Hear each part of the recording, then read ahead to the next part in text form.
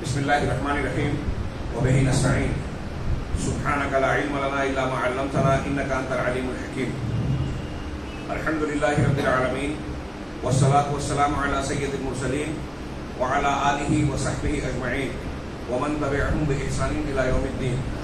اعوذ باللہ من الشیطان الرجیم. بسم اللہ الرحمن الرحیم. واستعینوا بالصبر والصلاة وإنها لكبيرة إلا على الخاشعين. وقال تعالى وجعلنا منهم أئمة يهدون بأمرنا لما صبروا وكانوا بآياتنا يوقنون. ذمہ داران مسجد، میرے بزرگوں، دینی بھائیوں، اسلامی ماں اور بہنوں، سب سے پہلے میں اللہ تبارک و تعالیٰ کے جناب میں شکر ادا کرتا ہوں. اور حقیقت یہ ہے کہ ہم اپنا سب کچھ لٹا کر بھی اللہ تبارک و تعالیٰ کی کسی ایک نعمت کا شکر ادا نہیں کر سکتے، اس کا حق ادا نہیں کر سکتے. چھڑ جائے کہ اس کی بے شمار نعمتوں کا شکر ادا کریں. یقیناً اس نے ہم پر ان گنت نعمتیں فرمائی ہیں. ان میں سے سب سے بڑی نعمت وہ دین، وہ اسلام، وہ شریعت، قرآن اور رسول ہے، جو ہمیں صراط مستقیم بتاتی ہے اور زندگی جینے کا طریقہ بتاتی ہے، جنت کے راستے پر چلاتی ہے. اگر یہ چیز نہ ہو تو ہمارا کھانا پینا اور باقی دنیا کی ساری نعمتیں بیکار ہیں. اس لیے اہل علم نے کہا کہ ہمارے لیے کھانے پینے سے زیادہ اہم نعمت اللہ تبارک و تعالیٰ کی ہدایت ہے، جو اس نے قرآن، شریعت اور جناب محمد رسول اللہ صلی اللہ علیہ وسلم کی صورت میں عطا فرمائی. اسی دین کی برکتوں میں سے ایک برکت یہ ہے کہ آج میں آپ لوگوں کے لیے اجنبی، ایک دور کا شخص، اپنوں کی طرح آپ کے درمیان موجود ہوں. دین کی کچھ باتیں آپ سن رہے ہیں اور مجھے سنانے کی اللہ تبارک و تعالیٰ نے توفیق دی. اللہ تعالیٰ ہمارے اس ملنے اور اجتماع کو قبول فرمائے، اس میں اخلاص عطا فرمائے، دین اور دنیا کے لیے مفید بنائے. اور ایک نعمت اللہ کی یہ بھی عظیم الشان ہے کہ اس نے ہمیں یہ ماہ مبارک عطا فرمایا، جسے اللہ تبارک و تعالیٰ نے برکتوں، رحمتوں اور فضیلتوں سے بھرپور بنایا.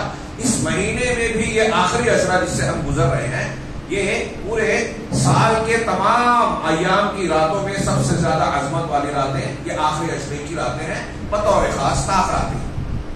اللہ تبارک و تعالیٰ سے دعا ہے کہ وہ اس ماہ مبارک کی برکتوں اور اس آخری عشرے کی اپنی خصوصی نعمتوں سے ہم کو محروم نہ فرمائے. نبی کریم صلی اللہ علیہ وسلم نے اس کی فضیلت بتاتے ہوئے ارشاد فرمایا تھا کہ اس مہینے میں ایک ایسی رات ہے جو 1000 مہینوں سے بہتر ہے. کوئی معمولی بات نہیں ہے. ہماری امت محمدیہ کی اوسط عمر 60 سال. ایک رات لیلۃ القدر کی اگر ایمان و احتساب کے ساتھ ملی کہ ہم نے صرف قیام کیا، عبادت کی، تو رب العالمین کا یہ اعلان ہے کہ یہ 1000 مہینوں یعنی 83 سال 2 مہینے کی عبادت سے بہتر ہے. اگر کئی شب قدر ہمیں ایمان و احتساب کے ساتھ مل گئی تو چھوٹی سی عمر میں، 60 سال کی عمر میں، ایک بندہ مومن ہزارہ سال کی عبادتوں کا اجر و ثواب پا سکتا ہے. اللہ تعالیٰ ہمیں ان خوش نصیب لوگوں میں شامل فرمائے.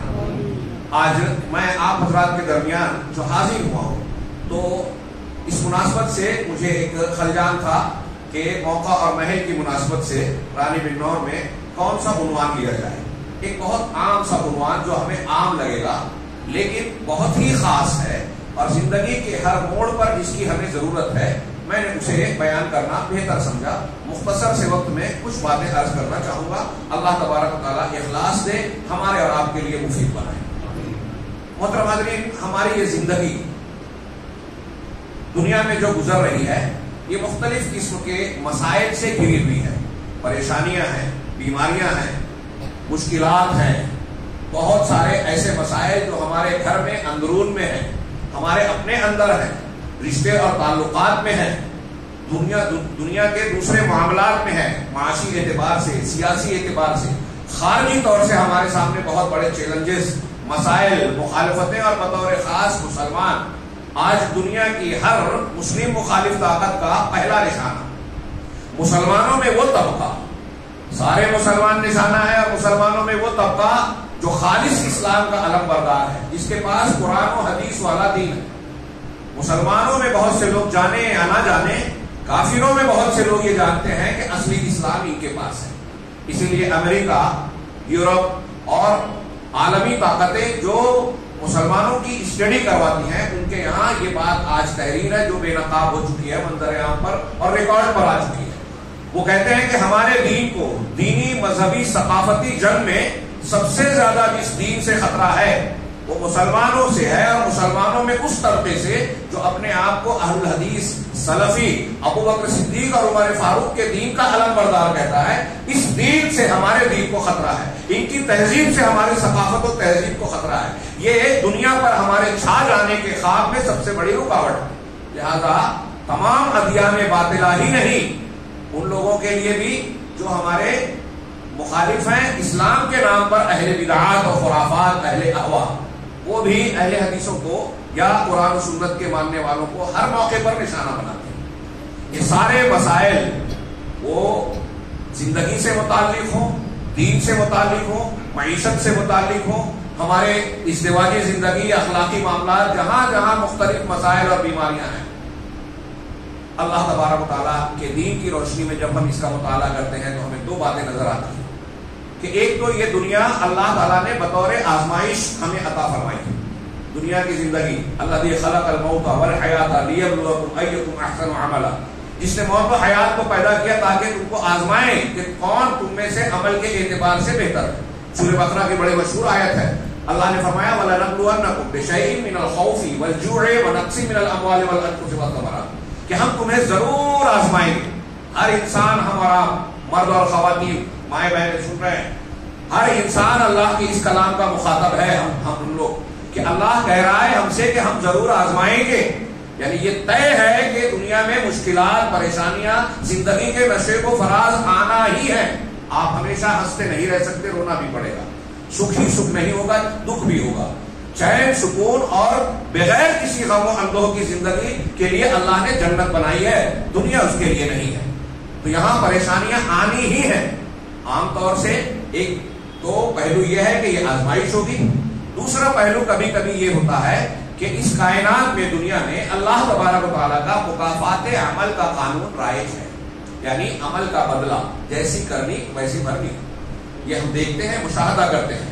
جیسے مادی امور میں چیزوں کے اثرات ہیں، اشیاء میں، چیزوں میں اثرات ہیں، ویسے روحانی اور معنوی چیزوں کے بھی اثرات ہیں. مثال کے طور پہ آپ چاول استعمال کرتے ہیں، چاول کا ایک اثر ہے، اس میں غذائیت ہے، اس میں جو جو اشیاء ہیں، پروٹینز ہیں، نشاستہ ہے، فلاں ہے، وہ ہمارے جسم کی ضرورت ہے، پوری کرتے ہیں. 100 سال پہلے، 200 سال پہلے بھی چاول میں وہی تاثیر تھی، آج بھی ہے. شہد میں جو تاثیر 1000 سال پہلے تھی، آج بھی ہے. 2000 سال پہلے زہر کھانے سے اگر انسان مرتا تھا تو آج زہر کھانے سے صحت مند نہیں بنتا. آج بھی انسان زہر استعمال کرے تو مر جائے گا. ٹھیک اسی طریقے سے ہمارے اعمال کے بھی اثرات اور نتائج، اگر 1000 سال پہلے، 2000 سال پہلے، 5000 سال پہلے کوئی قوم اللہ تبارک و تعالیٰ کے دین کی مخالفت کرتی تھی، شرک اور کفر کا ارتکاب کر کے اپنے نبی کی مخالفت اور سرکشی اختیار کر کے اللہ کے عذاب کا کی مستحق بنی، اللہ نے ان پر اپنا عذاب نازل کیا، تو یہ نہیں ہو سکتا کہ ویسا ہی عمل آج ہم اختیار کریں تو ہم بچ جائیں. اعمال کے جو اثرات پہلے تھے، جیسے زہر کا پہلے تھا، آج بھی ہے. برے اعمال، شرک اور کفر کا نتیجہ قوم نوح، قوم عاد، قوم ثمود، قوم فرعون، ان لوگوں کو اگر تباہی میں لے گیا تو آج کسی کو ترقی نہیں دے سکتا.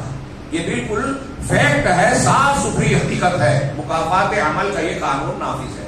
لہذا اللہ تبارک و تعالیٰ دنیا میں بھی ہمارے کچھ برائی اور نیکیوں کے نتائج پیش کرتا ہے. اللہ نے قرآن میں ایک جگہ ارشاد فرمایا اولا یرون انہم یفتنون فی کل عام مرۃ او مرتين، سورۃ توبہ کے آخر ہے.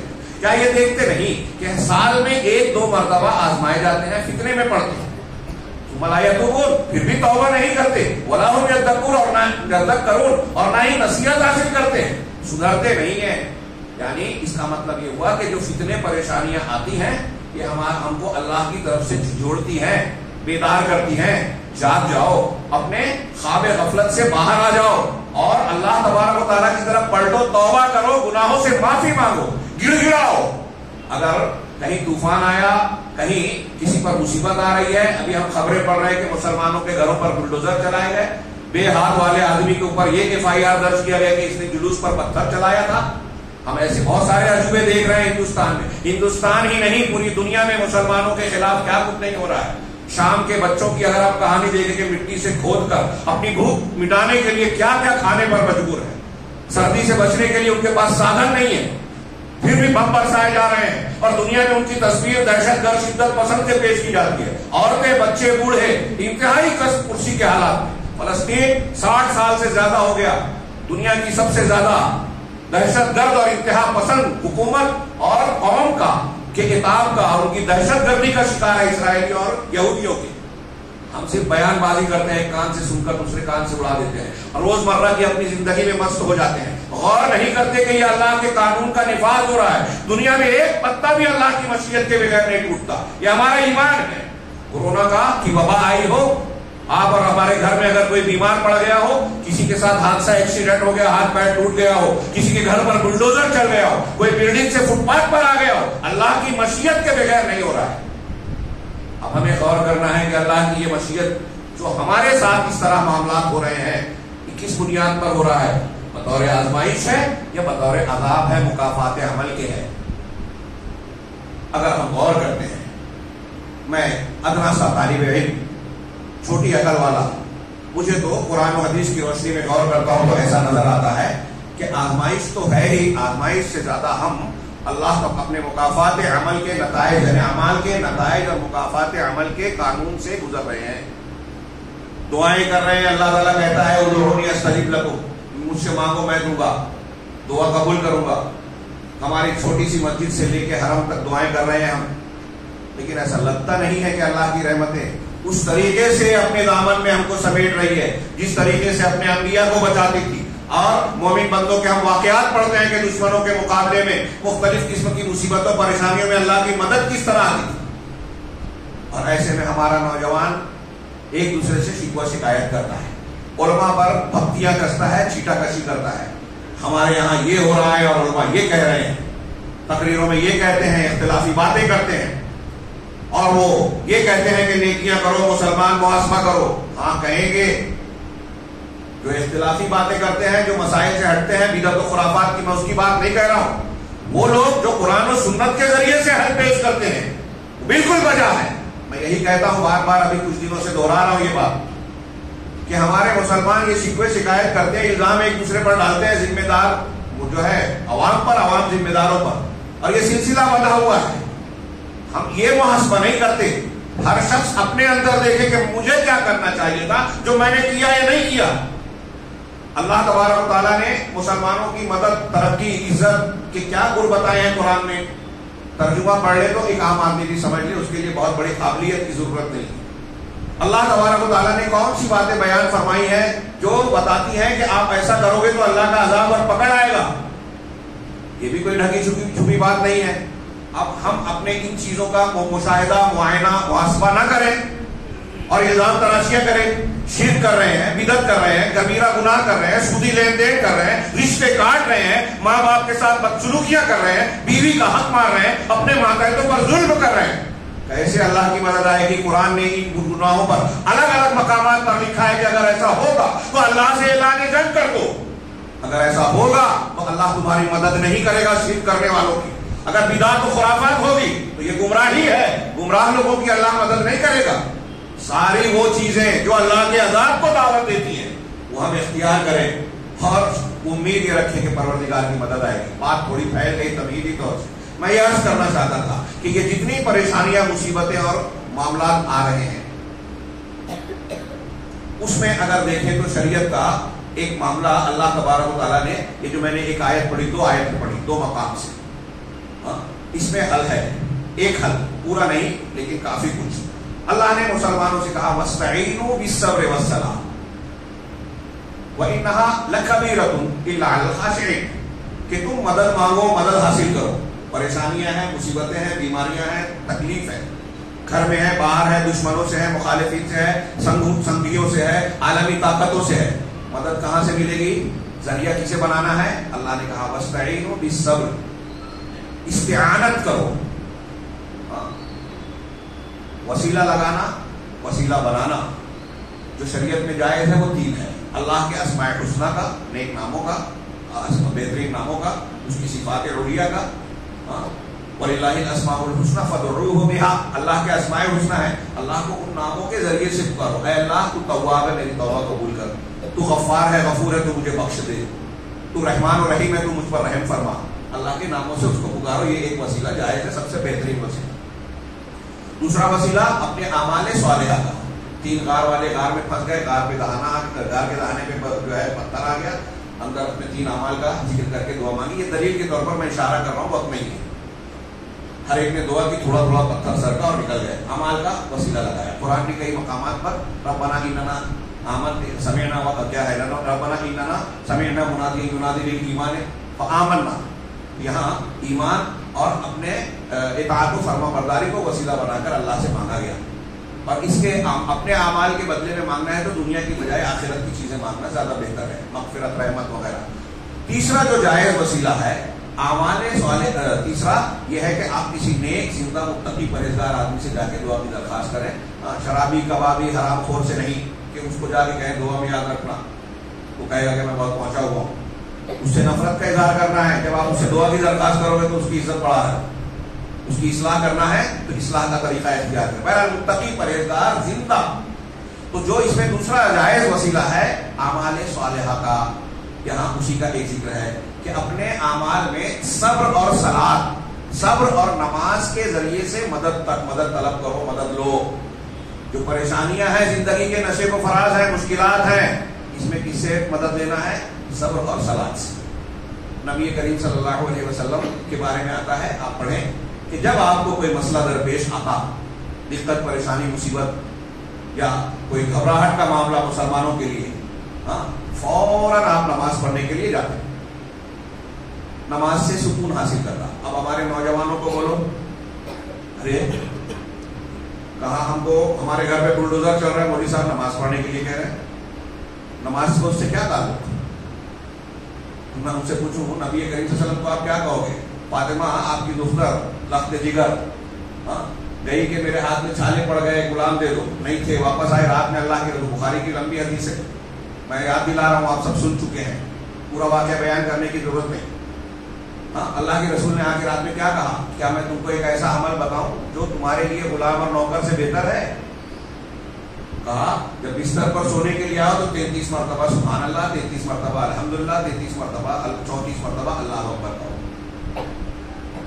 میں یہ بیان کر کے ابھی کئی مرتبہ سوال کرتا ہوں کہ آپ کے گھر میں آپ کی اہلیہ، بیوی، بہن یا والدہ یہ کہے کہ واشنگ مشین لے آؤ، فریج لے آؤ، آپ کہیں گے سبحان اللہ الحمدللہ پڑھو، تو کیا جواب دیں گے؟ کیا جواب دیں گے؟ ارے اس کا کوئی اس سے کانٹیکٹ ہے کیا؟ میں کہہ رہا ہوں واشنگ مشین لاؤ، آپ کہہ رہے ہیں سبحان اللہ الحمدللہ پڑھو. یہی ہمارے نوجوان کہہ رہا ہے جو جذباتی جوشیلی باتیں کرتے ہیں، الٹی سیدھی باتیں کر کے قوم کو نقصان پہنچانے والی بات کرتے ہیں. قرآن حدیث کے راستے سے جو طریقہ بتایا گیا اس کو فراموش کر دیں. میں یہ بھی نہیں کہہ رہا ہوں کہ بس یہی کرنا ہے، دماغ اچھی طرح کھول لیجیے. صرف نماز ہی پڑھنا ہے. آپ کہیں کہ اللہ کے رسول کو اگر صرف نماز سے حل تھا تو غزوہ بدر میں کیوں گئے، میدان جنگ میں کیوں گئے؟ ہاں جب موقع ملے گا، ہماری طاقت ہوگی، وہ سارے وسائل ہوں گے تو وہاں بھی جائیں گے اور جانا پڑے گا. لیکن جہاں ہم کو جتنی طاقت ہے اتنا ہی عمل کے مکلف ہے. اگر آپ امیر نہیں ہیں تو اللہ تعالیٰ یہ نہیں پوچھے گا کہ آپ نے زکوٰۃ کیوں نہیں دی. آپ اس کے مکلف ہی نہیں ہیں، طاقت نہیں ہے. تو آپ غریب آدمی ہیں تو آپ پر حج فرض نہیں ہے. کوئی یہ ملامت نہیں کر سکتا کہ آپ حج نہیں کر رہے ہو. سمپل بات ہے، ایک دم واضح معاملہ ہے. تو جب آپ کے اندر ہتھیار اٹھانے کی، بدر کے میدان میں جانے کی طاقت نہیں ہے تو آپ اس کے مکلف نہیں ہیں. اور آپ نوجوانوں کو بات کرتے ہیں، جو نہیں کر سکتے اس کی بات کرتے ہیں ہمارے یہ نوجوان. یہاں جو بیٹھے ہوئے پتہ نہیں یہاں کیا معاملہ ہے.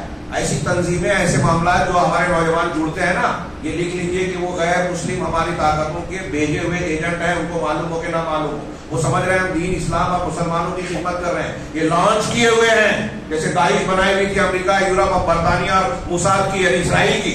ایسے ہمارے یہاں کچھ تنظیمیں بنائی ہوئی ہیں مسلم مخالف لوگوں کی. یہ ہمارے نہیں، ان کے کام آتے ہیں، ان کے ایجنڈے پر کام کرتے ہیں. جو سلی جذباتی باتیں کر کے یہ پولیس کا کام آسان کرتے ہیں.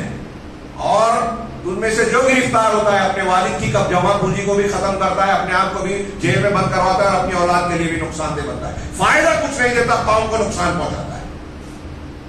علماء سے جڑیے، قرآن و حدیث کا حل دیکھیے تو اس میں ایک حل ہم کو یہ بتایا رب العالمین نے کہ مدد طلب کرو کس سے؟ استعینوا بالصبر والصلاۃ، صبر اور صلاۃ سے. میں صبر پہ کہنا چاہتا تھا، کافی وقت چلا گیا تمہیدی باتوں میں. صبر سے مدد حاصل کرو اور الصلاۃ سے، نماز سے. وَإِنَّهَا لَكَبِيرَةٌ، لیکن یہ بڑی بات ہے، یہ بہت بھاری ہے. سب کے لیے آسان نہیں ہے. یہ جو جذباتی سڑک چھاپ بہادر ہوتے ہیں نا مجاہدین، ان کو صبر نہیں ہے. صبر جگر گردے کی کا کام ہے.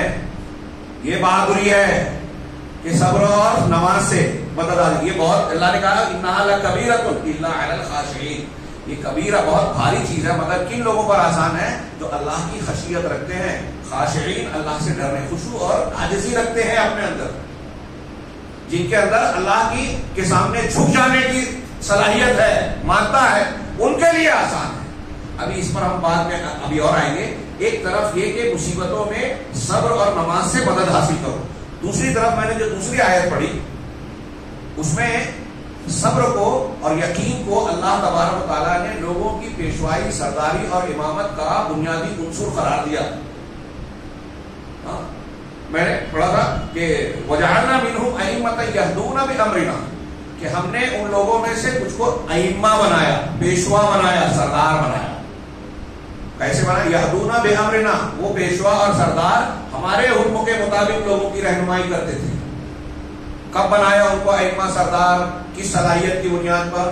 لما صبروا وكانوا بآياتنا يوقنون، جب انہوں نے صبر کیا اور اللہ کی آیتوں پر یقین رکھتے تھے. اگر یہ اس آیت میں دو ٹکڑا اس کی تفصیل میں جائیں تو شاید میرا وقت ختم ہو جائے. میں دو جملے میں کہوں کہ یہ صبر اور یقین، اہل علم نے بیان کیا کہ امت لوگوں کی سرداری کرنے کے لیے یہ دو وصف ضروری ہے. یقین ایمان کو کہتے ہیں. آپ کے اندر اگر یقین ہے صحیح قرآن و حدیث پر تو دنیا کے جو شبہات کے فتنے ہیں، ابھی آج کل ہمارے بہت سارے شبہات کے فتنے ہیں. کچھ قبر پرستی کرتے ہیں اسی بنیاد پر، کوئی حدیثوں کا انکار کر دیتا ہے، کوئی خارجیت میں جاتا ہے، توحید کو حاکمیت اور سیاست سے جوڑ کر توحید کا محدود معنی بیان کرتا ہے. حکومت قائم کرو، یہ کرو، یہ بحث مت کرو، قرآن حدیث توحید سنت بدعت فاتحہ میلاد اس سب باتیں مت کرو، چھوڑ دو یہ سب کچھ. جیسے جو مسلمان جو کر رہا ہے کرنے دو، چاہے جیسا دین اختیار کر لو. یہ دین نہیں ہے. اللہ تعالیٰ نے اپنے نبیوں کو جس دین کی اقامت کے لیے کہا تھا اس کا بنیادی جڑ بنیاد توحید. توحید نہیں ہے تو سب بیکار. آپ کتنی بھی اچھل کود کریں، عالمی کانفرنس کریں، کروڑوں افراد اکٹھا ہو جائیں، بہت سارے لوگ آپ کو لائک کریں، فالوور بن جائیں، اللہ نے نبی سے کہا کہ اگر آپ بھی شرک کریں گے تو آپ کے سارے عمل برباد. تو پھر کتنی بھی محنت کریں. تو یقین آپ کو جو عقیدے کو بگاڑنے والی چیزیں ہیں جو ہمارے گرد و پیش میں ہیں، اور ہمارے یہاں ایک بہت بڑا مسئلہ ہے. جہاں جاتا ہوں میں، چھوٹا آدمی ہوں، بہت زیادہ نہیں جاتا، لیکن جہاں گیا وہاں دیکھتے کہ ہاں ہمارے نوجوان فلاں انجینئر سے متاثر ہیں، فلاں تحریک سے اور تنظیم سے جڑ گئے ہیں، علماء کو برا بھلا کہتے ہیں، ان کے یہ وہ ہے، وہ یہ سوال کرتے ہیں، مولوی صاحب پر یہ تنقید کرتے ہیں. یہ کیوں ہے جانتے ہیں آپ؟ یہ پریشانی، یہ افراتفری، ہمارے نوجوان کی بے سمتی. ان کے دل میں دین کا جذبہ ہے. وہ جب سنتے ہیں مسلمانوں کو کاٹا جا رہا ہے، مارا جا رہا ہے، اوپر ظلم کیا جا رہا ہے، شام میں، فلسطین میں، ہندوستان میں، اور کچھ ہو نہیں پا رہا ہے، تو وہ بے چین ہوتے ہیں اور انہیں لگتا ہے کہ کوئی کچھ کر نہیں رہا ہے. ایسے میں انہیں کوئی شخص اگر جذباتی بات کرتا ہوا نظر آتا ہے تو سمجھتے ہیں یہ ہمارے مسائل کا حل ہے، ہماری نفسیات اور دین کی آواز یہ پیش کر رہے ہیں، اور یہ علماء جو قرآن حدیث کی باتیں کر رہے ہیں یہ بکواس کر رہے ہیں. بدزن ہوتے ہیں اہل حق سے، اہل باطل کے پیچھے بھاگ جاتے ہیں، جبکہ وہ اہل باطل جو ان کو سبز باغ دکھا رہے ہیں، مسلمانوں کی عزت کا راستہ بتا رہے ہیں، حقیقت میں یہ ان کے لانچ کیے ہوئے ہیں. وہ جو انجینئر ہے پاکستان کا، میں کہتا ہوں وہ رافضیوں کا لانچ کیا ہوا ہے، اس کے پیچھے یہودیت اور عالمی طاقتوں کی لابی ہے. آنکھیں کھلی نہیں رکھتے یہ نوجوان. دیکھیں کن لوگوں کو تقرب حاصل ہے وہاں. سارے فتنے فساد کرنے کے بعد ہیلری کلنٹن کہتی ہے داعش کو ہم نے بنایا اور اس میں اخوان المسلمین نے ہماری مدد کی. ہم جب بیان کرتے ہیں تو لوگ ناراض ہو جاتے ہیں، اخوان المسلمین کو ایسا کہہ دیا. حقیقت ہے یہ. ہمارے نوجوانوں کو نہ بتانے کا یہ نتیجہ ہے، منہج نہیں سکھانے کا نتیجہ ہے. میں یہ کہنا چاہتا تھا کہ یہ جو نوجوانوں میں بگاڑ خرابی آتی ہے، عقیدے کی خرابی آتی ہے، فکر اور منہج کی خرابی آتی ہے، یہ یقین نہ ہونے کی وجہ سے. آپ نے صحیح دین بتایا ہی نہیں، علماء سے عقیدہ اور منہج سیکھا ہی نہیں، بلکہ اس کی اہمیت کو بھی نہیں جانا. عقیدے اور منہج کو آپ مسجد میں درس شروع کیجئے, یہ علماء کرام ہیں, ان کے دروس شروع کیجئے. اپنے نوجوانوں کو, اپنے گھر کی عورتوں کو عقیدہ اور منہج سکھائیے. کتنی شرم کی بات ہے, خبریں آ رہی ہے نا, 2 مہینہ پہلے بمبئی کا واقعہ تھا, ایک وکیل نے لکھا, بیان کیا اس کے حوالے سے کہ 1 مہینے میں 35 مسلم لڑکیوں نے غیر مسلم سے شادی کی. بیان کرتے ہوئے شرم آ رہی ہے, اور مذہب بدل دیا.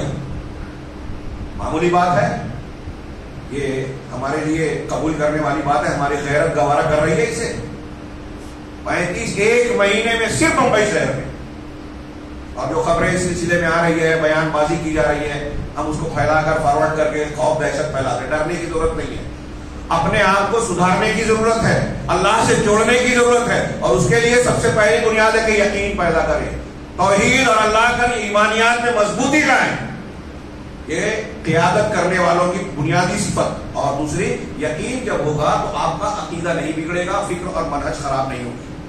وَجَعَلْنَا مِنْهُمْ أَئِمَّةً يَهْدُونَ بِأَمْرِنَا لَمَّا صَبَرُوا, اور صبر جب ہوگا تو شہوتوں کے فتنے ہم کو بگاڑ نہیں پائیں گے. زنا, بدکاری, یہ موبائل کے ذریعے سے پوری دنیا میں منصوبہ بند طریقے سے, ہمارے گھروں میں جو چیزیں کل تک گھروں میں نہیں آتی تھی وہ ہمارے بیڈ روم میں پہنچ چکی ہے. ہماری بچیاں, خواتین موبائل پر دیکھتی ہیں, اچھی چیز دیکھنا چاہتی ہیں, ساتھ میں کچھ ایسے اشتہار آ جاتے ہیں, ایسی چیزیں آ جاتی ہیں جو انہیں فحاشی اور برائی کی طرف, بے حیائی کی طرف راغب کرتی ہیں. اور کچھ لوگ چلے جاتے ہیں کہ دیکھیں ذرا کیسا لگتا ہے, اور پھر کیا کیا دیکھتے ہیں. میں سمجھتا ہوں جتنے حاضرین ہیں کوئی بھی اس سے ناواقف نہیں ہوگا. تو ہمارے یہاں شہوتوں کا بازار گرم ہے. دنیا داری, رنگینی دنیا کی, اس کے پیچھے بھاگ کر اب کوئی ہمارے دیندار بھی ہے, مولوی صاحب کی ایک نماز نہیں چھوٹتی لیکن سودی لین دین کر رہے ہیں. بھائی کا حصہ مار رکھا ہے, بہنوں کے ساتھ ظلم کر رہے ہیں, رشتے کاٹ رکھے ہیں, والدین کے ساتھ معاملات ٹھیک ٹھاک ہے ہی نہیں. کہاں سے آئے گی برکت؟ رشتہ آپ نے کاٹ رکھا ہے. اتنا مبارک مہینہ رمضان المبارک, لیلۃ القدر, اس کی ساری فضیلتیں ہم نے پڑھ لی. اللہ تبارک تعالیٰ اس میں یہ دیتا ہے, ہم وہ تو خوب پڑھتے ہیں, خوب بتاتے ہیں اور دعائیں بھی کر رہے ہیں, لیکن بھول گئے کہ رشتہ کاٹ رکھا ہے, اور رشتہ جس نے کاٹ رکھا ہے اس کی دعا قبول نہیں کرتا رب العالمین. جو حرام کھاتا ہے اس کی دعا قبول نہیں کرتا. میں اس تفصیل میں نہ جاتے ہوئے اصل موضوع کی طرف آؤں, بات کو اختصار کے ساتھ سمیٹنے کی کوشش کروں. اللہ تبارک و تعالیٰ نے کیا کہ صبر اور یقین یہ سرداری اور قیادت کی صفات ہیں. ہمارے اندر صبر ہوگا تو اخلاق مضبوط ہوگا, کردار پختہ ہوگا, اور ہم لوگوں کے سامنے ایک ایسے مسلمان کی طرح آئیں گے کہ پولیس والا بھی دیکھے گا تو کہے کہ مسلمان بہت اچھا ہوتا ہے. اور اخبار میں, ٹی وی چینل میں جب دکھائیں گے کہ مسلمان دہشت گرد انتہا پسند ہوتے ہیں, تو ہم سے پہلے غیر مسلم کہے گا نہیں, مسلمان تو بہت ایماندار اور اچھا ہوتا ہے, کسی پر بری نگاہ نہیں ڈالتا, چوری نہیں کرتا, دھوکہ نہیں دیتا. کیا ہم آج ایسا کردار پیش کر رہے ہیں؟ اور نہیں ہے تو اللہ کی مدد آئے گی. ایک اور یقین, نوجوانوں اور بزرگوں سب سے میں کہوں گا, ہندوستان میں اس چیز پر سب سے زیادہ انبیاء کرام پوری زندگی صرف توحید کی تعلیم دے کر چلے گئے. اگر توحید اور عقیدہ لوگوں نے نہیں قبول کیا تو اگلا سبق نہیں دیا, نماز نہیں بتائی, روزہ نہیں بتایا. ہم نماز, روزے اور کھانے پینے کے آداب پر پوری طاقت لگاتے ہیں, اور 20 سال 40 سال ہو گیا ہے دین کا کام کرتے ہوئے, یہ پتہ ہی نہیں ہے کہ توحید کیا ہے, شرک کیا ہے, جو دین کی بنیاد ہے.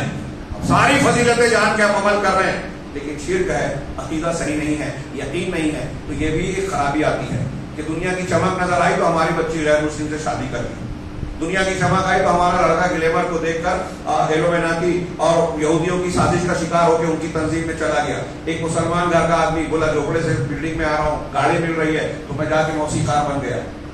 میں صرف ایسے ہی نہیں کہہ رہا ہوں, یہ حقیقت کے واقعات ہیں جس کی طرف اشارہ کر رہا ہوں. میں بڑے بڑے شہروں میں آپ کو یہ نمونے ملیں گے آج. تو میں عرض کر رہا تھا کہ صبر اور یقین, یہ 2 چیزیں پیدا کی جائے. قیادت کی یہ صفت بتائی, اور عام حالات میں اللہ تبارک و تعالیٰ نے کہا کہ صبر اور نماز سے مدد حاصل کرو. صبر کی کتنی اہمیت ہے اس کا اندازہ صرف اس بات سے, ایک بات سے لگانا کافی ہے کہ قرآن میں امام احمد بن حنبل رحمہ اللہ فرماتے ہیں کہ قرآن میں اللہ تبارک و تعالیٰ نے 90 سے زیادہ مرتبہ صبر کا ذکر کیا, حکم دیا. اور اکثر مقامات پر آپ آیت پڑھتے ہیں, سنتے ہیں, اللہ نے فرمایا اِلَّا الَّذِينَ آمَنُوا وَعَمِلُوا الصَّالِحَاتِ فَلَهُمْ كَذَا وَكَذَا, مگر وہ لوگ جو ایمان لائے اور عمل صالح کیا ان کے لیے ایسا ایسا ہے. جگہ جگہ قرآن.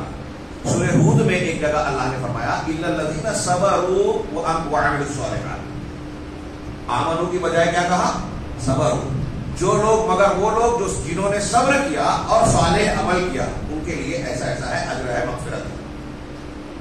تو اس کا مطلب یہاں ایمان کی جگہ صبر کا، یہی بات سیدنا علی رضی اللہ تعالی عنہ کا اس قول میں ہے، وہ کہتے ہیں کہ الصبر من الایمان بمنزلۃ الرأس من الجسد، کہ صبر کا تعلق ایمان سے ایسے ہی ہے جیسے سر کا تعلق دھڑ سے ہے، جسم سے ہے۔ اگر سر کو جسم سے کاٹ دیا جائے، الگ کر دیا جائے، تو دھڑ کی کیا حیثیت ہے؟ کیا حیثیت رہ جائے گی؟ مردہ، بیکار، بے حیثیت۔ ایسے ہی اگر ہماری زندگی سے صبر نکل جائے تو ہمارا ایمان بیکار ہوگا۔ کیسے؟ میں تھوڑی سی مثالیں دوں گا اور آپ اس پر بھی غور کرتے رہیے کہ صبر کا تعلق، میں نے شروع میں کہا تھا کہ اپنی زندگی کے ہر موڑ پر اس کی ضرورت ہے ہمیں۔ کہ کیسے؟ آپ اندازہ لگائیے کہ اللہ شریعت میں جو صبر کہا گیا ہے اس کی 3 قسمیں، اہل علم نے صبر کی 3 قسمیں بیان کی۔ اب صرف اس 3 قسم کو آپ سمجھ لیں تو آپ کو لگے گا کہ ہر جگہ ہم کو صبر کی ضرورت ہے۔ پہلی قسم نیکی پر صبر، پہلی قسم صبر کی نیکی، اللہ کی فرما برداری کے لیے صبر کرنا، یہاں تک کہ ہم اس طرح سے صبر کریں کہ وہ حکم اللہ اور رسول کا جو ہم کو دیا گیا ہے ہم اس کو کر گزریں۔ اب مثالیں دوں تو جتنی نیکیاں ہیں سب آ سکتی ہیں۔ ہم بستر پر لیٹے ہوئے سوئے ہیں، حی علی الصلاۃ حی علی الفلاح کی آواز آ رہی ہے، یہ بھی کہہ رہا ہے مؤذن الصلاۃ خیر من النوم، بستر نہیں چھوٹ رہا ہے، صبر کی ضرورت ہے۔ اللہ نے کہا ہے اپنے ماں باپ سے اف نہ کہو، امی اور ابو بوڑھے ہو گئے ہیں، ضعیف ہو گئے، چڑچڑا بنا گیا ہے، روزے کی حالت میں غصہ آتا ہے، اب کچھ بات الٹی سیدھی کہہ دی، سختی برت دی، ہمیں بھی غصہ آ گیا، اب اللہ کہہ رہا ہے کہ اف نہ کہو اور ہم ڈانٹ رہے ہیں کہ آپ کو ہمیشہ ایسے ہی بڑبڑ کرتے رہتی ہیں، امی جان آپ تو گھر میں جو ہے سکون غارت کر کے رکھا ہے، وغیرہ وغیرہ، کوئی ڈانٹ رہا ہے، کوئی جھڑک رہا ہے، کوئی گھر سے نکال رہا ہے۔ اب آپ جا کے سمجھائیں کہ ارے اللہ نے تو کہا ہے کہ ان کو ڈانٹو نہیں، جھڑکو نہیں، اف نہ کہو۔ ہاں صحیح ہے، ان کو معلوم ہے، اور علامہ ہے سب لوگ، عمل نہیں ہے، سب کو معلومات بہت ہے، تو کہا نہیں ہمیں معلوم ہے لیکن میرے ابا میری امی نا ذرا الگ ہے۔ میں اکثر ہی پوچھتا ہوں، اس کا مطلب اللہ تعالیٰ کو نہیں معلوم تھا کہ آپ کے ابو امی کیسے ہیں، یہ عمومی حکم دے دیا اور آپ کے ابا اور اما جو ہے اس سے الگ ہیں، تو کچھ الگ اسپیشل قرآن کی آیت یا حکم آنا چاہیے تھا آپ کے لیے۔ یہاں اف نہ کہو، جب ماں امی ابو ڈانٹ رہے ہیں تو صبر کی ضرورت ہے۔ کہاں کہاں صبر کی ضرورت ہے؟ ابھی اصول ثلاثہ کا درس جاری ہے داون گرے کی مسجد میں فجر کی نماز کے بعد، شیخ محمد بن عبد الوہاب رحمہ اللہ کی کتاب ہے، انہوں نے 3 چیزیں جو ہر مسلمان کو سیکھنا، مرد اور عورت کو ضروری ہے، اسے اگر کوئی نہیں سیکھ کے مر رہا ہے تو قیامت کے دن یا قبر میں یہ نہیں کہہ سکتا کہ مجھے معلوم نہیں تھا، یہ بھی نہیں کہہ سکتا کہ باپ دادا کرتے تھے میں ان کی تقلید کیا، اس سے بچے گا نہیں وہ، اس کی دلیلیں ہیں، اس وقت موقع نہیں ہے۔ تو اس میں اس کو بیان کرنے سے پہلے انہوں نے 2 الگ الگ چیزوں کو بیان کیا تمہید کے طور پہ۔ تو پہلے بیان کیا کہ 4 چیزوں کا جاننا ہر مسلمان مرد اور عورت کے لیے ضروری ہے، ہر مسلمان مرد اور عورت کے لیے۔ پہلی چیز علم، علم کس چیز کا؟ اپنے پروردگار کی معرفت، اپنے نبی کی معرفت، اپنے دین کی معرفت، یہ ضروری ہے۔ یہ نہیں سیکھا تو قیامت کے دن یہ نہیں چلے گا کہ مجھ جاہل تھا اللہ چھوڑ دے گا، نہیں چلے گا، نہیں تقلید بھی نہیں چلے گی اس میں۔ اور جو مقلدین ہیں حنفی شافعی مالکی حنبلی، ان کے یہاں بھی یہ ہے کہ عقیدے میں تقلید جائز نہیں ہے، ان کے یہاں بھی لکھا ہوا ہے، اور قرآن حدیث کی آیتیں ہیں، قبر میں فرشتہ کہے گا منکر نکیر، جب کافر منافق کہے گا ہاں ہاں لا ادری، ہاں ہاں میں نہیں جانتا، ہائے ہائے مجھے نہیں پتا، تمہارا رب کون، تمہارا نبی کون، تمہارا دین کیا، یہ 3 سوال ہوں گے نا۔ تو جب وہ کہے گا میں نہیں جانتا، میں نے لوگوں کو کہتے ہوئے سنا تو میں نے بھی کہا، منکر نکیر عذاب دینے سے پہلے کہیں گے ماں درائیتا وما تلیتا، نہ تو نے جانا نہ پڑھا۔ اس سے معلوم ہوا کہ یہ 3 چیزیں جاننا پڑھنا ہر ایک کے لیے لازم ہے، وہ کھیت میں کام کرتا ہو یا لیبارٹری میں ریسرچ ورک کرتا ہو، سب کو ضروری ہے، گھر کی خاتون ہو یا باہر کا آدمی ہو، سب کو سیکھنا ضروری ہے۔ تو شیخ محمد بن عبد الوہاب نے کہا کہ 4 چیزیں، علم پہلا، اس علم میں یہ 3 چیزیں، پھر ان چیزوں پر عمل کرنا، پھر ان چیزوں کی طرف دعوت دینا، اور ان کاموں میں، تینوں کاموں میں صبر کرنا۔ اس کی دلیل دیتے ہوئے انہوں نے سورہ عصر پیش کی۔ اللہ نے فرمایا والعصر، زمانے کی قسم، ان الانسان لفی خسار، انسان خسارے میں ہے، گھاٹے میں، سب گھاٹا اٹھا رہے ہیں۔ زمانے کی قسم کیوں کھائی؟ اللہ تعالیٰ مخلوق کی قسم کھا سکتا ہے، مخلوق کے لیے، ہمارے لیے اللہ کے علاوہ کسی کی قسم کھانا جائز نہیں ہے، اسی لیے قسم میں تعظیم ہوتی ہے۔ تو اللہ نے زمانے کی قسم کیوں کھائی؟ آگے کی بات اس پر شاہد ہے تفصیل کا موقع نہیں ہے. امام راضی کی ایک بات بیان کرو. وہ کہتے ہیں کہ میں ایک دن بازار میں گزر رہا تھا, دیکھا کہ ایک برف بیچنے والا برف بیچ رہا ہے, اس کا برف پگھل رہا تھا. اس نے کہا کہ لوگوں میرا برف جلدی سے خرید لو ورنہ میرا مال ضائع ہو جائے. سوچیے اس کی کیفیت, اس کے پاس اس وقت ایسے سادھن نہیں رہے ہوں گے, برف پگھل رہا ہے, اگر برف پگھل جائے تو اس کا مال ختم. تو اس نے کہا جلدی سے خرید لو.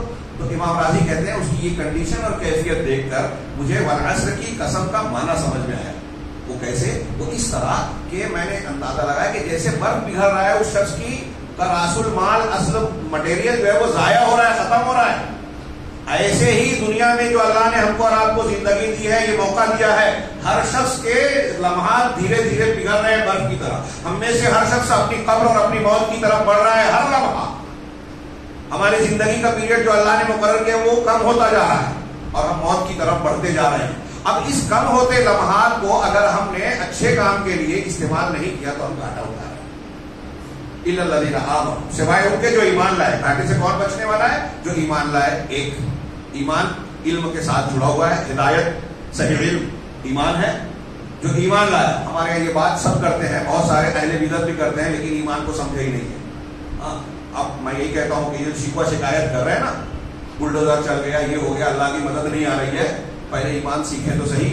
نبی نے جو ایمان بتایا تھا, صحابہ جس ایمان کو ایمان کہتے تھے, کیا ہمارا وہ ایمان ہے؟ ہمارے یہاں شرک ہے, بدعت ہے, اللہ اور رسول کے بارے میں غلط عقائد اور فکر ہیں, حدیثوں کا انکار ہے, صحابہ کرام کی شان میں گستاخیاں ہیں, تو ہمارا ایمان ایمان نہیں ہے.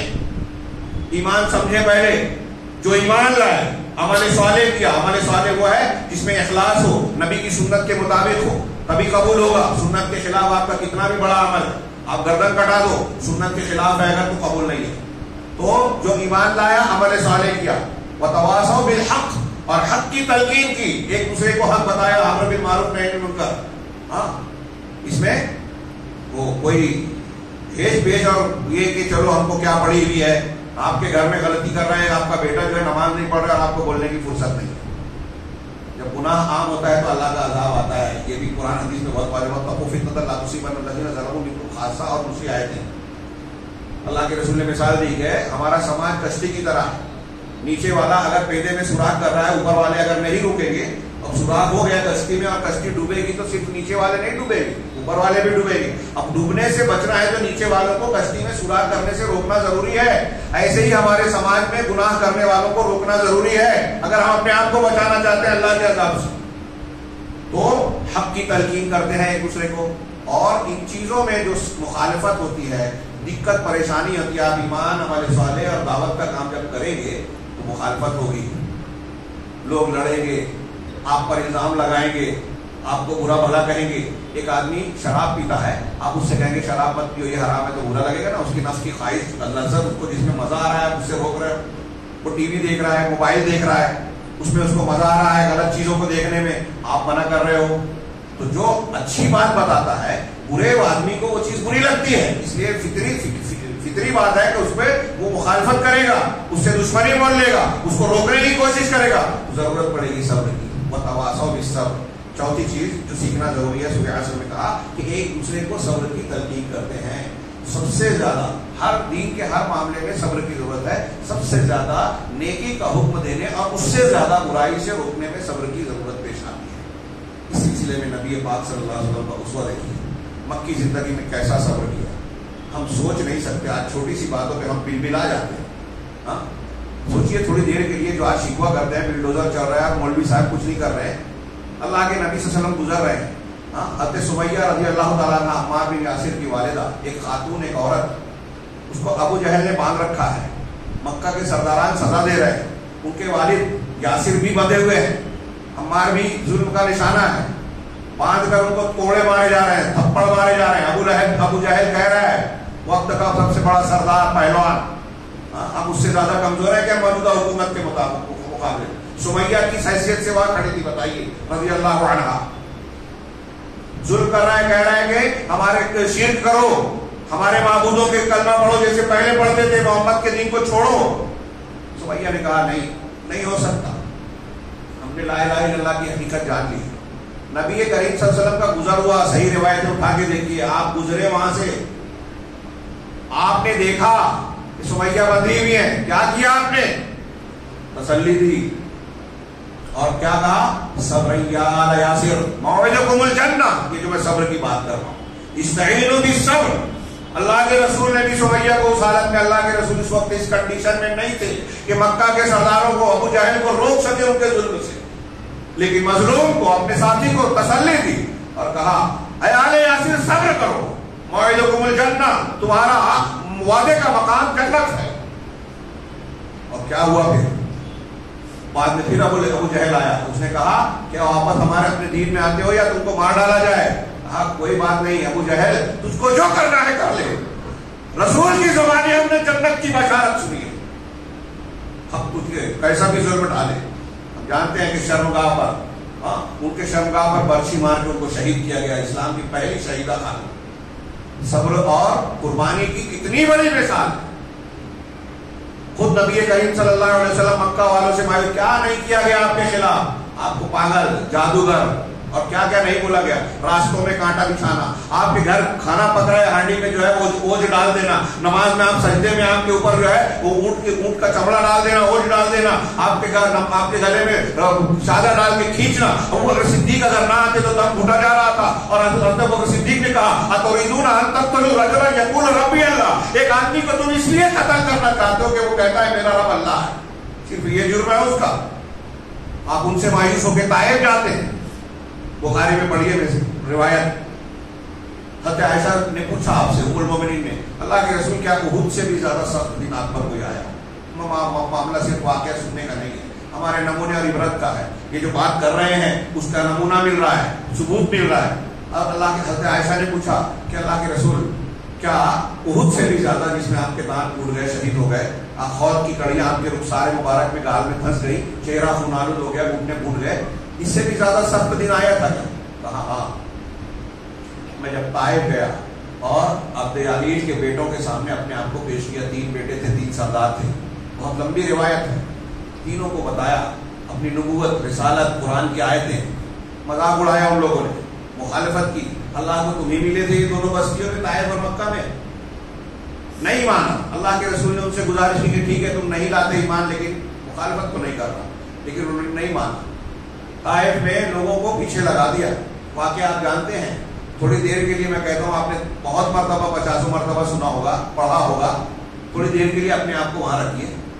آپ کسی بستی میں جا رہے ہیں، گاؤں میں جا رہے ہیں، آپ کو وہاں کے سردار آپ کی مخالفت کر رہے ہیں، اور پھر جب آپ وہاں سے واپس ہو رہے ہیں تو راستے میں لوگ آپ کو گالیاں دے رہے ہیں، مذاق اڑا رہے ہیں، بپتیاں کس رہے ہیں، پتھر سے مار رہے ہیں، اور لائن دو رو کھڑے ہو کر جیسے استقبال لوگ آج کرتے ہیں ویسے ان کے مذاق اڑانے کے لیے کھڑے ہوتے ہیں. طائف کے عواز اور گنڈے موالی. کون؟ سید المرسلین جناب محمد رسول اللہ صلی اللہ علیہ وسلم کی شخصیت ہے. آپ کے ساتھ کیا ہو رہا ہے، اپنے آپ کو وہاں رکھیے. اور آج ہمارا یہ نوجوان یہ چھوٹی چھوٹی باتوں پر، آزمائش پر چیخ چلا رہا ہے. بتائیے کہ نبی صلی اللہ علیہ وسلم کو کیا کرنا چاہیے تھا. آپ کا جسم خون آلود ہو گیا. ہم پڑھتے ہیں کہ آپ کے جوتیوں میں خون بھر گیا. وہاں سے نکلنے کے بعد پہاڑی کے پاس آگے دعا کیا کرتے ہیں، اللہم انی اشکو الیک ضعف قوتی وقلۃ حیلتی وہوانی علی الناس. اے اللہ میں اپنی قوت کی کمی کا تجھ سے شکوہ کرتا ہوں، اور میرے ہیلے ذرائع نہیں ہے میرے پاس، اس کی کمی کا شکوہ کرتا ہوں، اور لوگوں میں میری عزت نہیں ہے، لوگوں میں لوگوں پر کے نزدیک میں بہت کمتر ہوں، اس کا شکوہ تیرے پاس کرتا ہوں. الہ من تکلنی، تو مجھ کو کس کے حوالے کر رہا ہے. اس روایت کو تاریخ میں، سیرت میں آپ پائیں گے، اگرچہ محدثین میں سے بعض نے کلام کیا ہے، لیکن اہل علم اس کو ذکر کرتے ہیں کہ پوری دعا پڑھیے. اس کے فوراً بعد جبرائیل آ گیا اور کہا کہ یہ ملک الجبال ہے، پہاڑوں کا فرشتہ، کہو تو پیس دے ہوئے، اور یہ تفصیل آپ جانتے ہیں. اللہ کے رسول صلی اللہ علیہ وسلم نے کہا کہ وہ سب سے سخت دن تھا میری زندگی میں. کیا کیا آپ نے؟ صبر کیا. صبر کا پہاڑ بنے رہے. وقت نہیں ہے. اللہ کے نبی صلی اللہ علیہ وسلم کی حیات طیبہ میں صبر کی ایسی اور بہت ساری مثالیں ہیں. صبر اتنی جامع صفت ہے کہ آپ کوئی بھی خوبی اختیار کرتے ہیں، کوئی بھی خوبی، وہاں آپ کو صبر کی ضرورت ہے. پہلی چیز میں بتائی، نیکی کرنے کے لیے صبر کرنا. میں ایک اشارہ کروں، بخاری کی وہ واقعہ آپ پڑھ چکے ہیں، سن چکے ہیں کہ اللہ کے رسول کے پاس مہمان آیا، کھانے کو آپ کے ساری بیویوں کے گھر میں پوچھا، آپ کے گھر میں کھانا نہیں تھا. اتنا غریب کوئی ہے کیا آج؟ پوچھا صحابہ سے، کوئی ہے جو میرے مہمان کو کھلائے؟ ابو طلحہ رضی اللہ عنہ نے کہا کہ میں لے جاتا ہوں. اپنے گھر لے گئے. حضرت انس کے والد، حضرت ام سلیم کے بیٹے उम्मे सुलैम के शौहर जिनके बेटे का इंतकाल हुआ था, इन्हीं का वाकया है। घर ले गए, मेहमान को बाहर रोककर बाहर अंदर गए, पूछा कि खाना है क्या? अल्लाह के रसूल ने मेहमान को लाया, कहा बस इतना सा खाना है कि बच्चा खा सकता है और कोई नहीं, हम हमारे लिए भी नहीं। अच्छा ठीक है, बच्चे को बहला बुझला कर सुला दो। माए बहने सोचे कोई भूखा आ जाए हमारे घर में, बच्चा भूखा है, क्या हम अपने बच्चे की भूख को बर्दाश्त करके उस पर सब्र करके किसी भूखे को खिलाएंगे? ऐसा जज्बा हमारे अंदर आ सकता है? उनका था। रसूल का मेहमान आया, कहा ठीक है बच्चे को बहला फुसला के भूखा ही सुला दो। हाँ, और मेहमान को हम बुलाते हैं, खाने के जगह बिठाते हैं, और जब खाने का वक्त होगा ना तो चिराग बहाने से तुम बुझा देना, अंधेरा हो जाएगा, खाना उसके सामने रख देना, हम ऐसा जाहिर करेंगे कि हम भी खा रहे हैं। ऐसा ही किया, ये भूखे रह गए, मेहमान को खिला दिया। ये नेकी है कि नहीं? हैरत अंगेज, इसमें किस चीज की जरूरत थी? सब्र की। अगर उनके अंदर सब्र नहीं होता, अपने बच्चे को बहला फुसला के सुला देने का, अपनी भूख को बर्दाश्त करके मेहमान को खिला देने का, यानी ईसार और कुर्बानी देने के लिए सब्र की जरूरत है। अल्लाह ने इनकी शान में कुरान की आयतें उतारी। दूसरे दिन अबू तलहा गए तो अल्लाह ने कहा, अल्लाह के रसूल ने फरमाया कि तुम्हारी रात के अमल से अल्लाह ताला ने खुश होकर कुरान की आयतें उतारी है, जिसके बीच में ये थी वयूसिरूना अला अनफुसिहिम वलौ काना बिहिम खसासा, कि ये अपने आप पर दूसरों को तरजीह देते हैं चाहे उसको शदीद जरूरत हो। यहाँ ईसार के लिए सब्र की जरूरत है। यही चीज हमको नजर आती है। हजरत आयशा के पास वो औरत आई, बुखारी मुस्लिम की रिवायत, 2 बच्चियां हैं गोद में, तीनों भूखे हैं। कहा भूखे हैं? हजरत आयशा कहती घर में सिर्फ 3 खजूरें थी। हजरत आयशा अल्लाह के रसूल के घर में 3 खजूर, तीनों दे दी। ये खुद सब्र की बात है कि मैं तीनों दे रही हूं तो मेरे पास क्या रहेगा, हम पहले ये सोचते हैं ना। लेकिन उन्होंने तीनों दे दी। अब तीनों देने के बाद देखा कि उस औरत ने एक खजूर तो दोनों बच्चियों को दे दी, उन्होंने झट से खा ली। तीसरी खजूर को औरत ने अपने लिए रखा और खाने के लिए तोड़ा ही था कि उन दोनों लड़कियों ने फिर हाथ बढ़ा दिया, बच्चियों ने।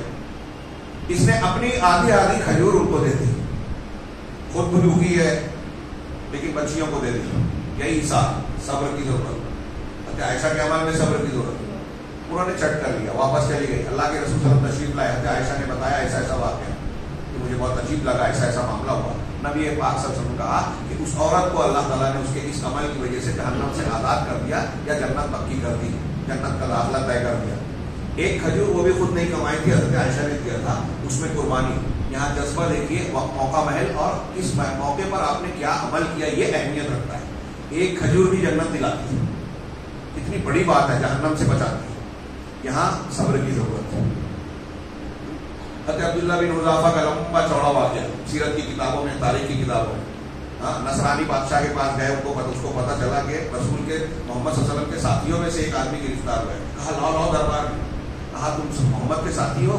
लेकिन वो भी जानता था सहाबा का मकाम। हाँ, अब्दुल्ला बिन हुज़ाफा। कहा अच्छा ठीक है, एक काम करो, तुम मेरा धर्म कबूल कर लो, उसके लिए मैं तुम्हें आधी सल्तनत दे दूंगा। आज हमारे ईमान की कोई इतनी कीमत भी नहीं लगाएगा, हम बहुत सस्ते हैं। साहबी थे, जानता था कि ये मानेंगे नहीं छोटी मोटी कीमत पे, लेकिन उसे क्या पता था कि बड़ी कीमत पे भी मानने वाले। कहा आधी सल्तनत देता हूं, मुसलमान ईसाई बन जाओ। उन्होंने कहा आधी सल्तनत पूरी दे दे, पूरी दुनिया दे दे, अकेला मुझे मालिक बना दे, तब भी मैं दीन हक से 1 इंच पीछे हटने के लिए तैयार हूं। आज हमारे ईमान को लोग खरीद रहे सस्ते। साहब ये रसूल का ईमान, मैं नहीं पीछे हटने वाला। अच्छा तो फिर सजा दी जाएगी, पहले लालच फिर धमकी, जैसे आज की हुकूमत भी कर रही है। हमारी बात मानो, नहीं मानते तो धमकी, फाइल खोल देंगे, केस में फंसा देंगे, जेल में डाल देंगे। तो बहरहाल कहा कि अच्छा नहीं मानते, एक आदमी को बुलाया गया और खौलते पानी में उस पर डाला गया। वो पानी में गया, उसका गोश्त गल के हड्डियां अलग हो गई। कहा ऐसे डाल देंगे? कहा कोई परवाह नहीं, चाहे इनको पहले कैद करो। कैद किया गया। उस कैद में भी कुछ रिवायतों में तफसीलात हैं कि उनके सामने जब भूखा रखा गया, सुअर का गोश्त और शराब रखी गई कि ये खाएं पिए, तो ये खाएं पिए, कोई और चीज ना रखी है। फिर खोला गया जब उनका कमरा, तो उन्होंने उसको हाथ भी नहीं लगाया था। बाद में उन्होंने कहा भी कि मैं मरने लगूं तो शरीयत ने इजाजत दी है, जान बचाने के लिए हराम चीज खा सकते, लेकिन मैं ऐसा नहीं कर सकता। ये अजीमत का पहलू है कि मैं ईमान पर कायम हूं। नहीं खाया, सब्र की जरूरत देखिए, सब्र। अब उसके बाद उन्होंने कहा अच्छा ठीक है, इनको सूली पे चढ़ा। अब सूली पर चढ़ाया जाने लगा कि तेल में डाले या सूली पर चढ़ाए। اب جب وہ جا رہے ہیں، لے کر جایا جا رہا ہے، ان کی آنکھوں سے آنسو جاری ہو گئے، ان کی آنکھ سے آنسو ٹپک پڑے. بادشاہ کو لوگوں نے بتایا تو جب اشارہ کیا دیکھا تو سمجھا کہ شاید ڈر گئے ہیں اور بچنا چاہتے ہیں. کہا واپس لاؤ. کہا اب بھی میرا آفر وہی ہے، اگر تم موت سے اب تم کو ڈر لگ رہا ہے، رو رہے ہو، تو ٹھیک ہے، میں تم کو پھر سے وہی آفر دیتا ہوں، میرا مذہب قبول کر لو، یہ دیتا ہوں. تو انہوں نے کہا کہ تم نے میرے آنسوؤں کا غلط مطلب نکالا، سمجھا نہیں تم نے. میں اس لیے نہیں رو رہا ہوں کہ مر رہا ہوں، میں اس لیے رو رہا ہوں کہ اللہ نے مجھے ایک ہی جان کیوں دی. اللہ تعالیٰ نے مجھے ایک ہی جان کیوں دی؟ اگر میرے بار بار میں جان ہوتی، کئی جانیں ہوتی، سب قربان کر دیتا. یہ تو میں ایک ہی دفعے میں مر جاؤں گا. ایسا ہی جملہ مکہ میں جن وہ حضرت خباب کو سزا دی تھی، انہوں نے کہا تھا جب ان کو سولی دی جانے لگی تو کہا کہ تم اس وقت سوچ رہے ہو کہ تمہاری جگہ محمد ہوتے ان کو قتل کر دیا جاتا. کہا کیا کہا؟ محمد ہوتے وہ کہتے میں یہ برداشت کرتا؟ جی نہیں، میرے جسم کے ایک ایک بال کی جان ہو جاتی، جان میں جان ہوتی، سب جانیں قربان کر دیتا، اور اس کے بدلے میں مجھے یہ بھی گوارا نہیں تھا کہ محمد صلی اللہ علیہ وسلم کے پیروں میں کانٹا چلے. یہاں بھی صبر کی ضرورت. کل کے خطاب میں نے دامن گیرے میں ایک واقعہ پیش کیا بخاری کا. حضرت ابن عباس نے اپنے شاگرد سے کہا کہ میں کوئی جنت کی عورت کو دیکھنا چاہو گے؟ کہا ضرور. کہا دیکھو وہ کالی سیاہ فام عورت جا رہی ہے، وہ جنت میں جانے والی ہے. کہا کیسے؟ کہا اللہ کے رسول صلی اللہ علیہ وسلم نے کہا ہے. وہ اللہ کے رسول کے پاس آئی، میں موجود تھا، اور اس نے کہا کہ اللہ کے رسول مجھے مرگی آتی ہے، فٹس آتے ہیں، میں بے ہوش ہو کے گر پڑتا ہوں، اور جب گرتی ہوں تو بے پردہ ہو جاتی ہوں، میری شرمگاہیں کھل جاتی، شرمگاہ کھل جاتی ہے. تو اللہ سے دعا کر دیجیے کہ اللہ مجھے عافیت دے. اللہ کے رسول نے کہا لئن صبرت لئن شئت لدعوت لك، اگر تو چاہے تو میں تیرے لیے دعا کر دوں، تو اچھی ہو جائے گی. وَإِن شئت صبرت، اور اگر تو چاہے تو صبر کرے فلک الجنت، اس کو جنت ملے گی. اب وہ عورت، آج ہمارے یہاں کیا ہے، جنت کا تذکرہ ہم سنتے ہیں، پڑھتے ہیں، ایک کان سے سن کے اڑا دیتے ہیں، ہاں دیکھا جائے گا. لیکن صحابہ کرام جنت و جہنم پر ایمان رکھتے تھے. جہنم کا تذکرہ ہوتا تھا، دہل جاتی تھے، آنکھیں بہنے لگتی تھی. جنت کا تذکرہ ہوتا تھا، شوق میں قربان، سب کچھ قربان کرنے کے لیے تیار ہوتے تھے. تو وہ خاتون بھی کہتی ہے جنت ملے گی تو ٹھیک ہے، میں برداشت کر لوں گی، مرگی والی بیماری پر برداشت کر لوں گی، صبر کر لوں گی. ہاں اتنی دعا کر دیجیے اللہ کے رسول کہ جب میں مرگی میں گرتی ہوں بے ہوش ہو کے، تو جو بے پردہ ہو جاتی ہوں بے پردہ نہ ہو جاؤں. اللہ کے رسول نے کہا ٹھیک ہے، یہ دعا کر دیں. ایسے واقعات آپ غور کیجیے. قناعت پسندی، اگر آپ غریب ہیں، ہاتھ پھیلانے کی نوبت آ رہی ہے لیکن ہاتھ نہیں پھیلا رہے ہیں، شرم اور قناعت کی بنیاد پر، یہ صبر ہے. آپ دشمن کے سامنے جان کی پرواہ کیے بغیر ڈٹ گئے، ایمان پر جمے ہوئے ہیں، میدان جنگ میں اڑے ہوئے ہیں، یہ صبر ہے. بہادری کے لیے بھی صبر کی ضرورت ہے، قناعت کے لیے صبر کی ضرورت ہے، خودداری کے لیے صبر کی ضرورت ہے. جتنی اخلاقی خوبیاں ہیں، اگر آپ کو گناہ کا، چوری کا موقع مل رہا ہے، چوری نہیں کر رہے ہیں، یہ صبر ہے. زنا کا موقع مل رہا ہے، زنا نہیں کر رہے ہیں کہ اللہ تعالیٰ دیکھ رہا ہے، اپنے آپ کو روکا، یہ صبر ہے. روزہ جو ہم ابھی رکھ رہے ہیں، اصل میں موضوع اسی مناسبت سے لیا تھا. اور اس آیت میں جو میں نے پڑھا نا، استعینوا بالصبر والصلاۃ، بعض مفسر علماء، پرانے علماء کی تفسیر میں ہے کہ یہاں صبر سے مراد روزہ ہے. اللہ کے رسول اللہ کی روایتوں میں بھی ہے کہ یہ صبر کا مہینہ ہے، اور روزہ سب سے زیادہ صبر کی تربیت کرتا ہے. آپ سوچئے کہ صبح سے جب ہم افطار، سحر کے بعد روزے کا وقت شروع ہوتا ہے، شام کو افطار کرنے تک پوری حالت میں عبادت کی کیفیت میں ہے. رسول اللہ صلی اللہ علیہ وسلم نے فرمایا کہ الصیام جنہ، روزہ ڈھال ہے. ہاں تو جب کوئی روزہ رہے فلا یرفث ولا یجهل، نہ بےہودہ اور بدتمیزی والی بات کرے، نہ گندی بات کرے، اور نہ جہالت و بدتمیزی کا سلوک کرے. آگے کہا کہ وَإِن قَاتَلَهُ أَحَدٌ أَوْ شَاتَمَهُ، اگر کوئی تم سے قتال جھگڑا کرتا ہے یا گالی گلوچ کرتا ہے تو فقل انی امرؤ صائم، انی امرؤ صائم، تو تم یہ جواب دو کہ میں روزے دار ہوں، میں روزے دار ہوں. تمہاری گالی کا جواب دے سکتا ہوں، تمہاری بدتمیزی کا جواب دے سکتا ہوں، لیکن میرا روزہ مجھے روک رہا ہے کہ میں تم کو جواب نہ دوں. میں روزے سے ہوں. یہ روزہ صبر سکھاتا ہے، صبر کی تلقین کرتا ہے. بہت مشکل ہے کنٹرول کرنا اپنے آپ پر. ہاں یہ صبر کرنا، وما یلقاها الا الذین صبروا وما یلقاها الا ذو حظ عظیم. دشمنوں کو دوست بنانا، برائی کا جواب اچھائی سے دینا. قرآن نے کہا کہ اپنے دشمن کو انسانوں میں اس کی برائی کا جواب اچھائی سے دو، لیکن یہ سب کے بس کی بات نہیں ہے. یہ وہی کر سکتا ہے جنہوں نے صبر کیا اور جو خوش قسمت ہیں، الا ذو حظ عظیم، جو بڑے نصیبے والے، ان کا یہ کام ہے. اللہ تبارک و تعالیٰ نے، میں صبر کی قسمیں بتا رہا تھا، بات زیادہ ہو گیا ہے. اللہ تعالیٰ نے پہلی قسم تھی نیکی پر صبر کرنا، دوسری قسم ہے برائی سے بچنے پر صبر کرنا. گناہ کا موقع مل رہا ہے، جیسے کہ میں نے کہا زنا کا موقع مل رہا ہے، نہیں کیا صبر کیا. تو اپنے آپ کو گناہ سے بچانا روکنا یہ بھی صبر ہے. اس کی تفصیل میں نہیں جاتا, بہت سی ایسی مثالیں دی جا سکتی ہیں. اللہ کے قانون کے نفاذ میں ہم پر کچھ پریشانیاں آ رہی ہیں, اس کو برداشت کر لینا نیکی پر صبر, اور برائی سے روکنے میں پورا موقع مل رہا ہے, دل چاہ رہا ہے, سب کچھ ہے, نہیں کیا, یہ گناہ سے روکنے پر اپنے آپ کو صبر کرنا ہے. تیسرا صبر کی تیسری قسم ہے کہ اللہ تعالیٰ کی وہ تقدیر جو ہم کو تکلیف دیتی ہے, صدمہ پہنچاتی ہے, میت ہو گئی, بیماری ہو گئی, جیسے ابھی آیت پڑھی نا, وہ اللہ نبلونکم بشیء من الخوف والجوع, کہ ہم تمہیں ضرور آزمائیں گے بشیء من الخوف, کچھ خوف سے, شاید رہ گئی کچھ خوف اور ڈر دے کر. آج دہشت ہے مسلمانوں میں, یہ اللہ کی آزمائش.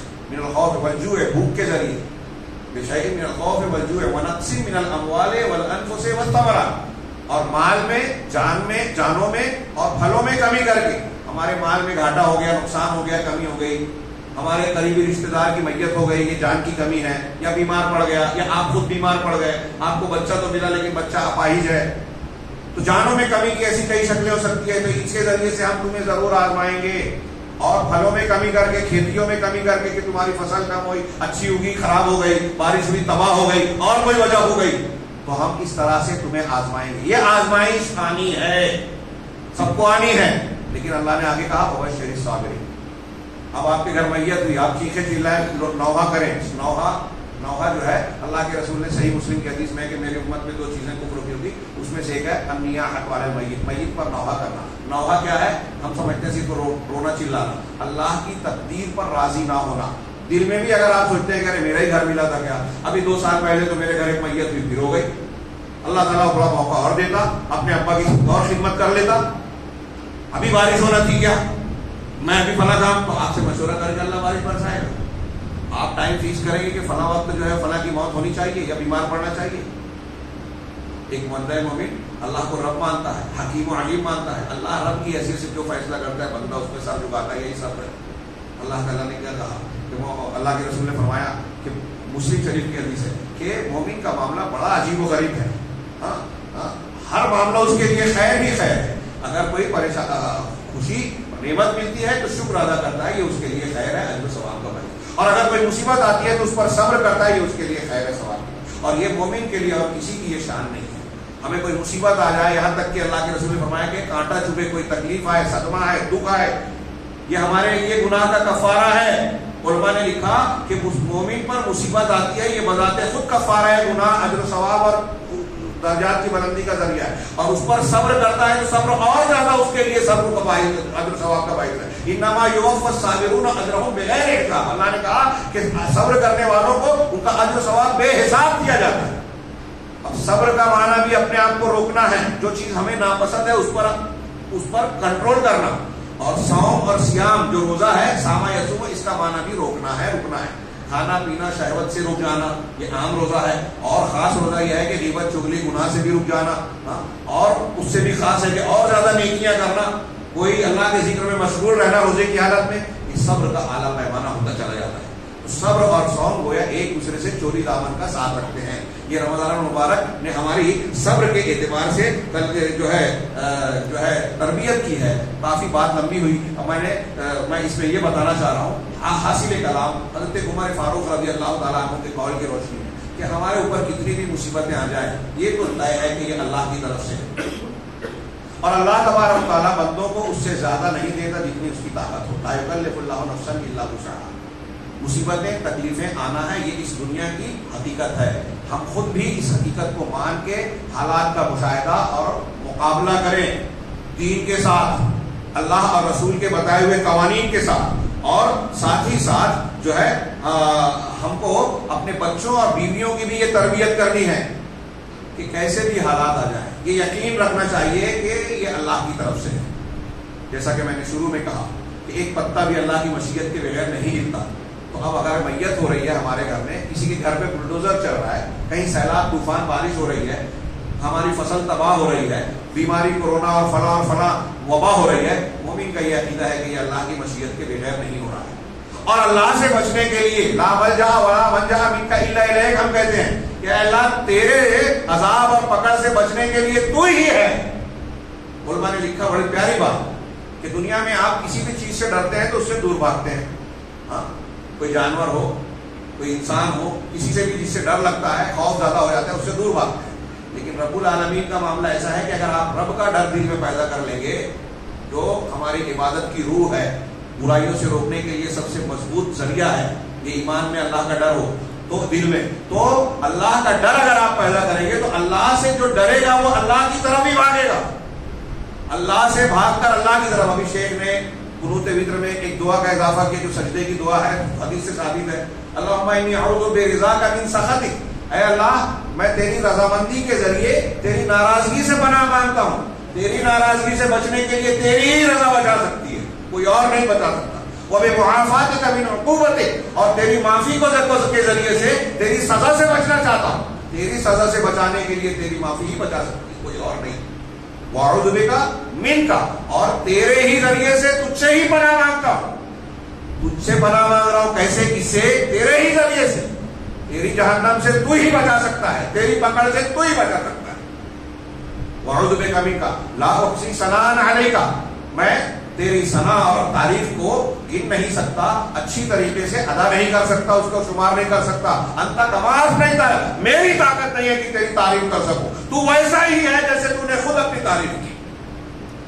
تو رب العالمین سے بھاگ کر رب العالمین کے جناب میں ہی ہمیں پناہ مل سکتی ہے. اس لیے ہم اپنے آپ کو اور اپنے بچوں کو یہ تربیت دیں. یہ رمضان المبارک کا بہت بڑا سبق ہے، اور اگر ہم نے یہ سبق سیکھ لیا تو عمر فاروق کا ایک قول یاد رکھیے کہ وجدنا خیر عیشنا بالصبر، کہ ہم نے صبر کے ذریعے سے اپنی زندگی کی بھلائی پائی.